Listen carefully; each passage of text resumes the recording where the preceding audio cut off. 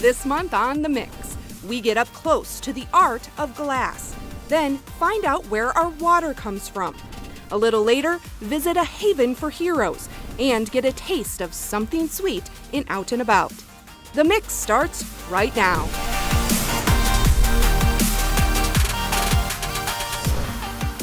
For an artist, glass is a medium unlike any other. The possibilities are only limited by your imagination and skill. We're in Bethel, Minnesota, and today we go up close with master glass blower, Douglas Becker.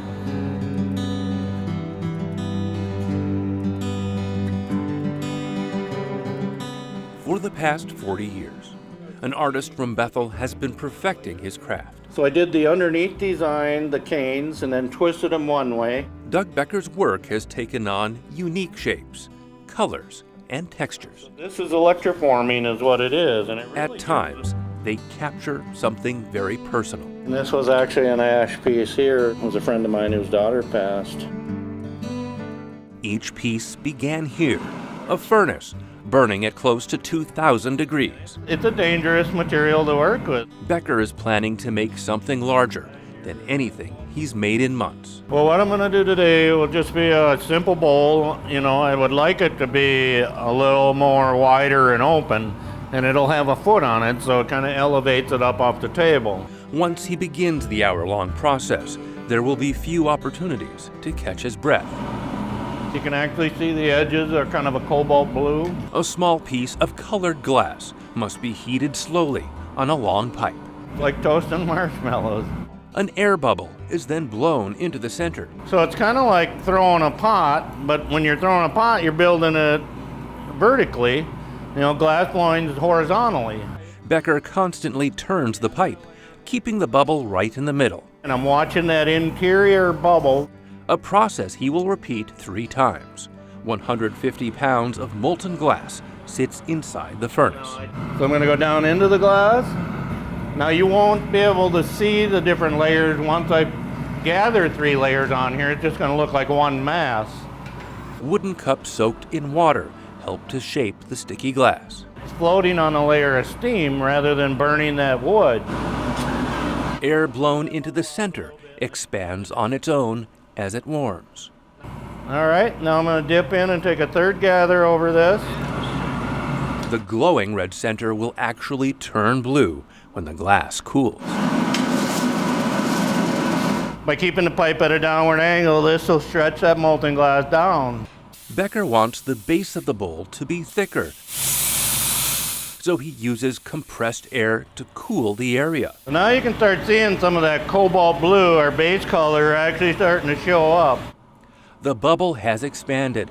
Now Becker will give the glass texture. So I'm going to put a good heat on here and then come and dip into that water.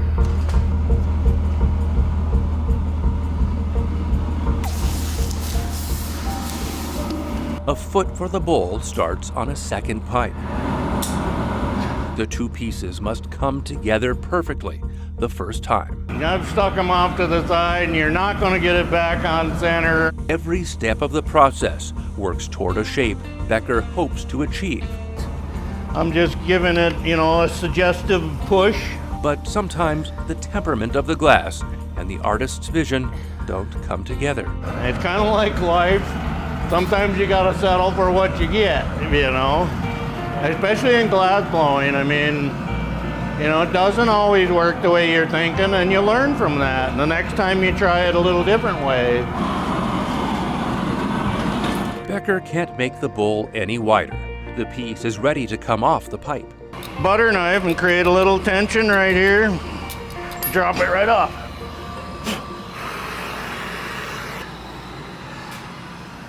Woo!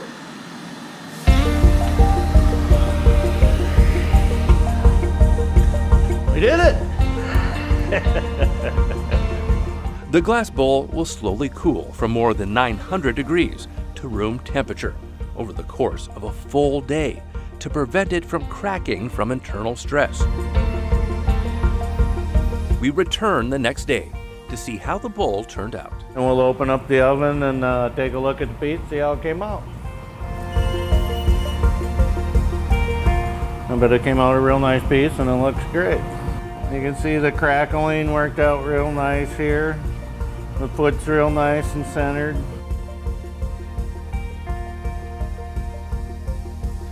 Regardless of the outcome, Becker will be back working at his furnace very soon. As long as I can come back out and blow glass the next day, I feel like I've succeeded, you know. There's not a lot of people get that opportunity in life. You can see more glass creations by Douglas Becker and visit his studio on April 6th and 7th during the North Artist Studio Crawl. I'm Dan Carpenter, bringing you up close to art, history, and culture.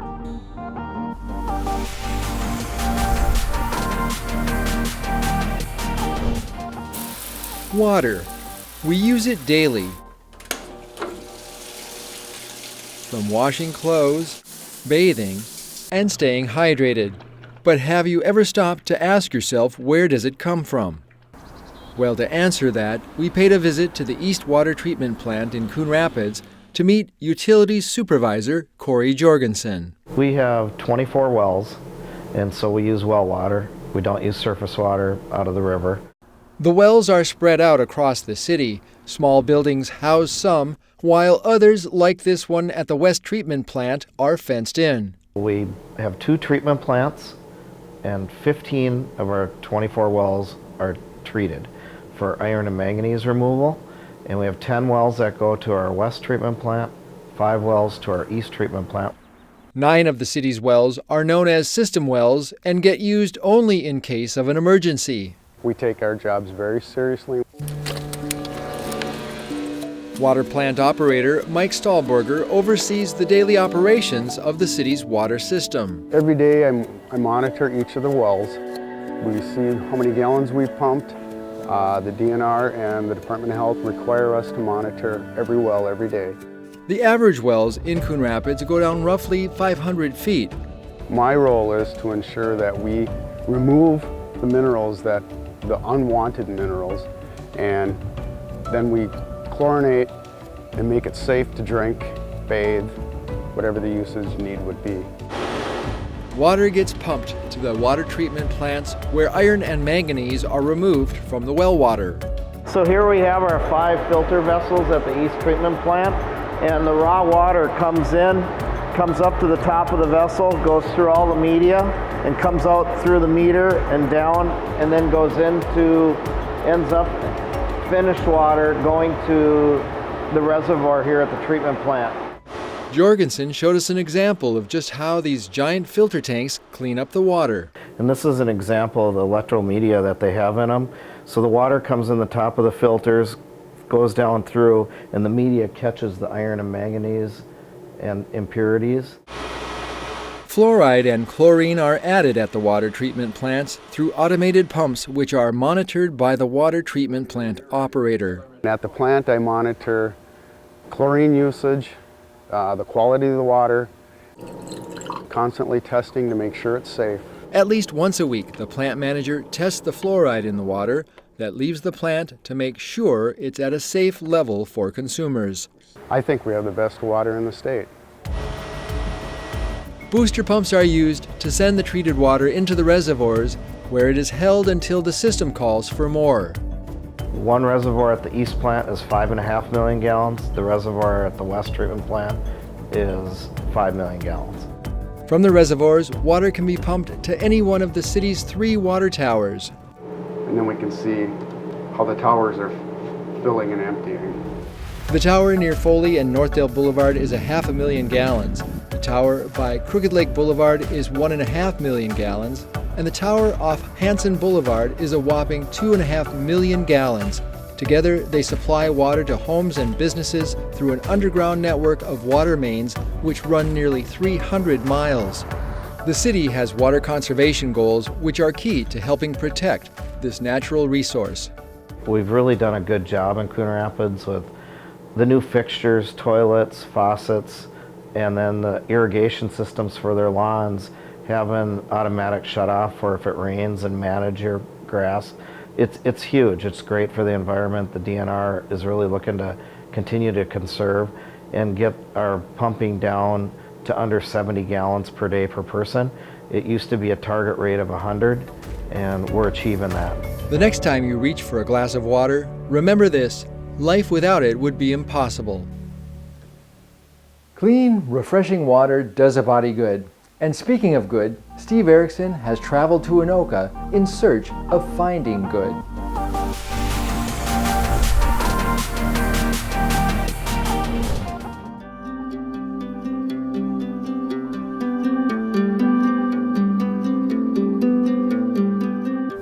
You know, some people are calling it the Miracle on 4th Avenue. Inside several cottages of the Old State Hospital in Anoka, a new life is beginning for local war heroes. We're in the sitting room. This is a common area where women vets and their children can come watch TV, read, play. It's the biggest room in the building. My name is Marquia Bell. Female veterans like Marquia Bell, who was experiencing homelessness and was put in touch with Haven for Heroes. When I came, I really felt like I was a part of something like bigger than myself. Look, somebody in there. The 24-year-old and her 2 young children feel right at home and safe in this sober community. The fact that they bring us food, we don't have to worry about that. Volunteers ask us what do we need, like as a whole, and they make sure they bring it to us, you know. Cottage 4, which has been open for a year now, is the first building in Minnesota dedicated to female veterans, and the success stories are already being written. We had a young lady who got on her feet, got her own apartment, and as a matter of fact, one of the companies that donates furniture to us donated all the brand new furniture to her to set her up in an apartment. We have volunteer glazers that have come in here. Bart Ward, interim director at Haven for Heroes, says they couldn't have done it without donations, which are approaching $750,000 in just over 18 months, plus upwards of 600 volunteers who have given countless hours converting the historic cottages into housing for homeless veterans. Right now, it's 100% staffed by volunteers. We have 3 directors, interim directors, myself, my wife Ellen, and Barb Abler. Jim Abler continues to guide the construction part of the projects. Barb and Ellen have put together a professional team of volunteers who are involved in the administration of this operation. Record my pressures, and everything looks good. Volunteers like Tom Mevison, a licensed boiler engineer who didn't think twice about helping others in need. I volunteer here because I thought my background as a building maintenance mechanic would be a good fit. But that's not all. In addition to monitoring the boilers, Tom volunteers 1 day a week on the administrative team. Well, I answer the phone, sort mail, greet visitors, assist the director. The veterans themselves are also stepping up. One veteran serves as house manager on each floor, and they pitch in wherever else they are needed. I've taken care of, been the kitchen manager, taking care of building and maintenance, donations, supplies, and just pretty much anything that I saw needed to be done. Pat Daly, who served in the Navy, currently calls Cottage 2 home. He appreciates the sense of brotherhood at Haven for Heroes. You know, I got here, I was on a bicycle. First guy I asked was another fellow Navy guy. I needed some help getting my stuff over here. Boom, he didn't hesitate. Within an hour, I had all my belongings here. Daly says he wanted to be around other people who understand him completely. Isolation was always, something that I did that wasn't healthy, and but this is a place if you're a veteran and isolation is an issue for you. There's always someone here to talk to. Marquia Bell agrees. I could just be myself. I don't have to hide who I am. And the fact that there's other veterans around, it's like they speak my language. And I chose to come here as opposed to a civilian place because veterans have more things in common. I feel like with me, because I'm a veteran, as opposed to civilians, we can uplift each other in a way that nobody else understands. Both Marquia and Pat are using the facility as they transition to the next phase of their lives. I would say we're probably half transitional right now in terms of transitioning people, you know, having them come and stay with us, and then they transition out, find work, get skill sets that they need, maybe just overcome some issues that they might have had with family issues, addiction issues, physical issues, you know, mental issues. But others with serious combat injuries may never leave, and that's okay, because at Haven for Heroes, they are right where they belong. We are on the front end of this venture. I think in a couple of years you'll see this run differently. As word gets out, and you know, word is getting out fast, we hope to have the women's cottage here full sometime toward the end of this year. We're taking it slow, but we're very deliberate in what we're doing here. We don't need to be trying to get too far ahead of ourselves and then, you know, not do things right. We want to do things right. I just can't believe that I was able to come here, you know. I didn't even know that these things existed. And for them to create a place, a safe place for us, it really puts like faith in humanity back into my life, you know. I'd like to thank everyone who shared their stories with me today. There is a great need here for donations. If you'd like to help out, log on to havenforheroesmn.org. We're gonna head over now to Jennifer, who is out and about.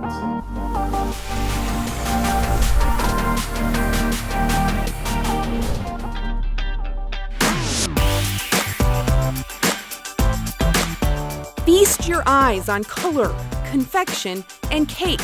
Lots of cake. Everything from peanut butter to fruity to just plain chocolate or vanilla. Something Sweet by Maddie Lou in Riverdale Village, hoping that they feel happy when they come in, is the little Coon Rapids bakery making it big time. Crystal and Maddie, congratulations! It's been really fun. I originally appeared on Holiday Baking Championship Season 3 in, I believe it was 2016. I recently was on Winter Cake All on Food Network, and that was amazing. Maddie Lou, with the support of her entrepreneurial parents, opened this Coon Rapids bakery 4 years ago with bright eyes and big dreams. I mean, we opened the first bakery when I was 20, so I'm still young, but I was very young at that point, and I think a lot of people doubted me. A little Food Network love helps squash any doubters, along with the 100+ cake orders they fill on any given month. We actually won the competition and took home the $10,000, which was super exciting. It was kind of like a redemption round from the first time I appeared, and it couldn't have gone better. Maddie Lou has made a name for herself as a decorating force, so I couldn't leave without a few pointers. All it takes is a little practice, and sprinkles make everything better. So Sprinkles. Sprinkles are the secret. Okay, so what do we do? And the way I hold my bag is I'm dominant with my right hand. So that's my guiding hand on my bag, and then my left hand is at the top so that the frosting doesn't ooze all over the place. Okay. And I just squeeze and go around to make that perfect swirl. Awesome. Want to try with this one? Sure. All right, let's give it a shot. Look at there. That is not bad. Am I a pro yet? You're hired. Okay, great. That's great. Yeah, that's cute. Yeah, I like it. Super cute. It just adds a little bit more, you know? And then another technique that we do is rolling just the edges of our cupcake in sprinkles. So you take a handful and just go around the edge.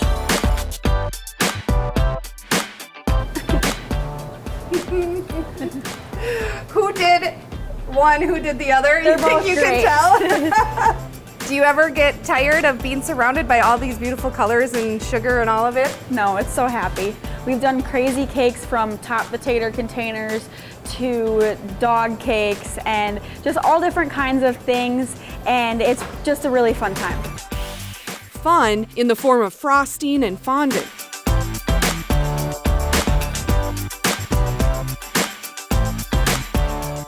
But there is another secret ingredient here. It really is passion. After being open for almost 4 years now, having 2 appearances on Food Network, it's just really rewarding to know that my hard work pays off. I am that business owner that's here 6-7 days a week, so I'm very passionate about it. I put a lot of time and effort in, and I think because I do that, my success does show. at my newest favorite sweet spot. This is Jennifer Anderson, out and about.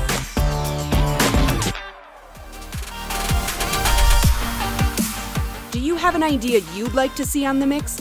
Drop us an email at themix@ctncoonrapids.com. Thanks for watching. We'll see you next time.